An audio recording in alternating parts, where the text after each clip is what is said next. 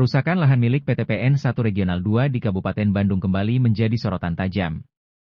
Perusakan lahan PT PN 1 Regional 2 di Kabupaten Bandung desak DPR RI dan Kejaksaan Agung turun tangan, bukan hanya karena kerugian material yang signifikan, namun lebih dari itu, kasus ini menguak betapa berkuasanya mafia tanah yang beroperasi dengan leluasa dan seakan kebal hukum, dan membuat pertanyaan publik siapa di balik mafia tanah tersebut. Kejadian ini menimbulkan pertanyaan besar tentang penegakan hukum di Indonesia, khususnya dalam kasus-kasus agraria yang kerap melibatkan aktor-aktor berpengaruh. Adapun dugaan aktivitas yang dilakukan oknum perusakan lahan di perkebunan Malabar yang sebelumnya lahan tersebut ditanami teh dan kini menjadi tanaman kebun sayur yang berhektar-hektar menjadi pertanyaan publik. Kenapa bisa terjadi? Apakah ada orang dalam PT PN ikut di dalamnya? Apakah ada backing di belakangnya oknum perusakan lahan tersebut? Publik menanti ketegasan penegak hukum baik Kementerian BUMN, Mabes Polri, Kejaksaan Agung Republik Indonesia, Kementerian ATR BPN dan DPR RI. Kalau memang aktivitas penanam sayur mengakibatkan perusakan lahan teh di perkebunan Malabar itu sebelumnya legal, kenapa ketika ada penghijauan kembali di lahan itu, pemilik kebun ataupun pemodal yang menanam sayur tidak muncul di lokasi? Baik, terima kasih. Selamat siang rekan-rekan pers di media yang bisa hadir pada giat hari ini.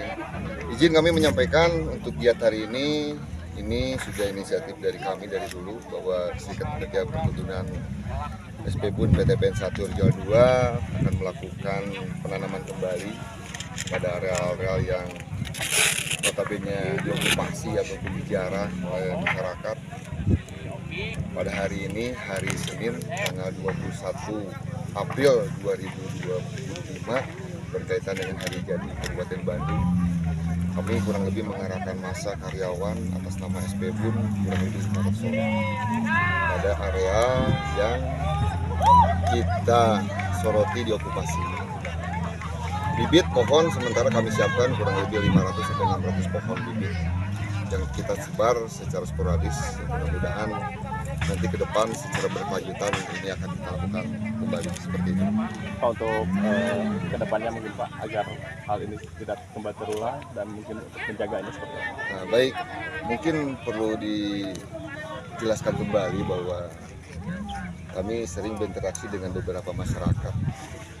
Isu yang beredar di masyarakat itu kan seputar hak guna usaha, yang mana ini dikategorikan sudah habis sertifikatnya. Tujuan intinya bahwa kita di sini itu menanam kehidupan kembali. Jadi kami akan memonitor, mengevaluasi terhadap kegiatan kami dan akan mencoba